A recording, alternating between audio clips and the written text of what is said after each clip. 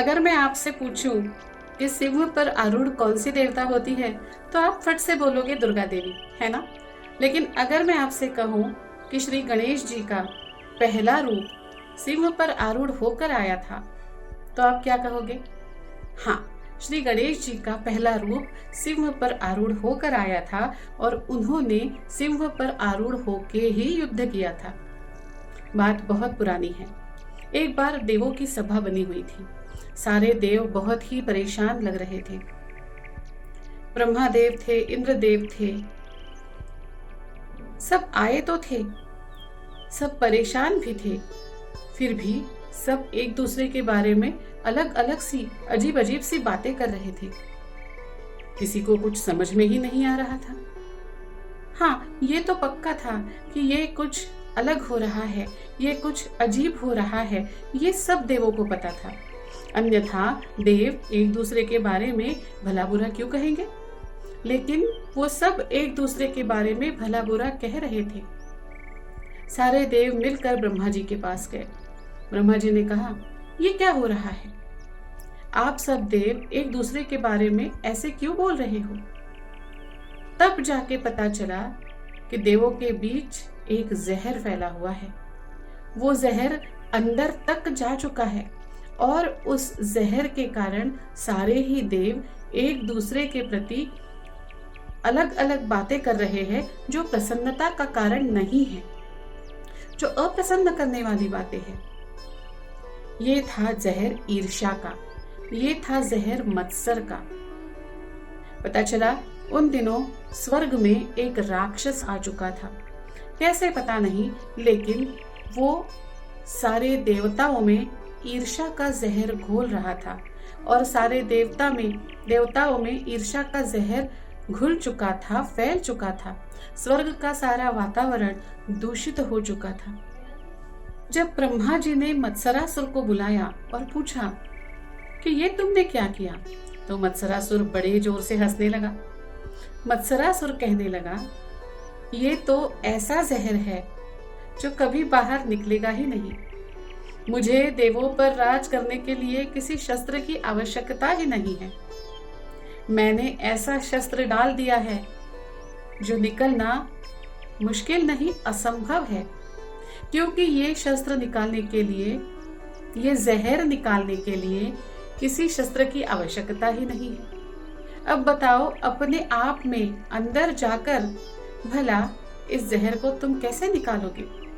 और धीरे धीरे सारे देव एक दूसरे की ईर्ष्या करेंगे, एक दूसरे का मत्सर करेंगे, एक दूसरे का साथ छोड़ देंगे और फिर मैं इस त्रिलोक पर राज्य करूंगा। ये पहली बार हुआ है कि मैंने कुछ इस तरह का अस्त्र छोड़ा है जिससे कोई देव अपने बाहरी अस्त्र से प्रहार कर ही नहीं सकते। और मत्सरासुर बड़े ही जोर जोर से हंसने लगा। ये तो बड़ा चिंता का विषय था। अगर ऐसे होता रहा तो सारे देव एक दूसरे का मत्सर करने लगेंगे, सारे देव एक दूसरे की ईर्ष्या करने लगेंगे और फिर जाहिर सी बात है, और फिर देवों का राज्य टूट जाएगा, बिखर जाएगा। ये तो ब्रह्मा जी होने नहीं देने वाले थे। लेकिन अब ये अंदर का जहर, ये अंदर का शस्त्र निकलेगा कैसे? तब ब्रह्मा जी ने कहा, अब एक ही चीज हो सकती है, इसे श्री गणेश ही निकाल सकते हैं। उन्होंने श्री गणेश की आराधना की, श्री गणेश को बुलाया और कहा, हे गणेशा, तुम्हारे पास तो बहुत बड़ी सूंड है जो बहुत ही आसानी से हम सभी के अंदर जाएगी और हमारे अंदर जो ईर्ष्या भरी हुई है, जो मत्सर भरा हुआ है, उसे खींच कर बाहर निकालेगी। श्री गणेशा ने ऐसा करने की कोशिश भी की, लेकिन ये जो ईर्ष्या थी, ये जो मत्सर था, ये इतना अंदर जा चुका था, इतना अंदर धंस चुका था कि आसानी से उसे निकालना मुश्किल था। और फिर भगवान गणेश को अपनी सूंड टेढ़ी करनी पड़ी, उन्हें वक्रतुंड का रूप लेना पड़ा।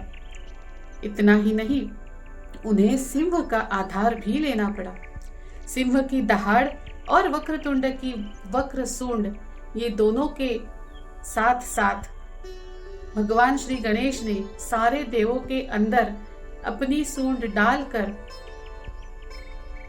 ईर्ष्या और मत्सर को बाहर निकाला।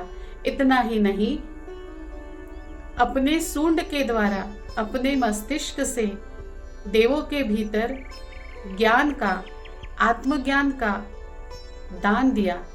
और फिर श्री गणेश ने देवों को कहा, ये ईर्ष्या, ये मत्सर अगली बार मैं नहीं निकालूंगा, क्योंकि ये निकालना मुश्किल है। इसे निकालने से अच्छा इसे परावर्तित करना होगा। इसे निकालने से अच्छा इसे ज्ञान में ढालना होगा। उसके बाद वक्रतुंड श्री गणेश सिंह पर आरूढ़ हुए और उन्होंने मत्सरासुर का माया जाल भेद दिया। मत्सरासुर की माया टूटते ही सारे ईश्वर मत्सर से मुक्त हो गए और वक्रतुंड श्री गणेश का गुणगान गाने लगे। है ना अनोखी बात? क्या ये कथा आपको पता थी? क्या हम भी अपने अंदर की ईर्ष्या, अपने अंदर का मत्सर निकाल सकते हैं? अगर नहीं निकाल सकते तो क्या हम उसे ज्ञान में परावर्तित कर सकते हैं? गणेश उत्सव का जो पर्व है, क्या उस पर्व में हमें ये कोशिश करनी चाहिए?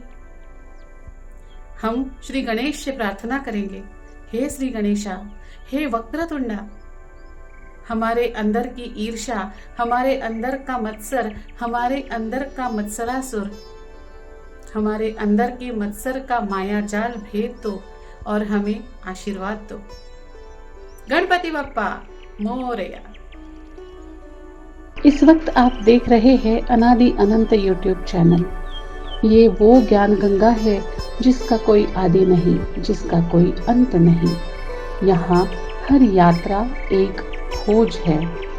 यहाँ हम बात करते हैं ज्ञान की, विज्ञान की, अध्यात्म की, शास्त्र की, रहस्य की और संस्कृति की, जो आपके हृदय के हमेशा से ही पास है।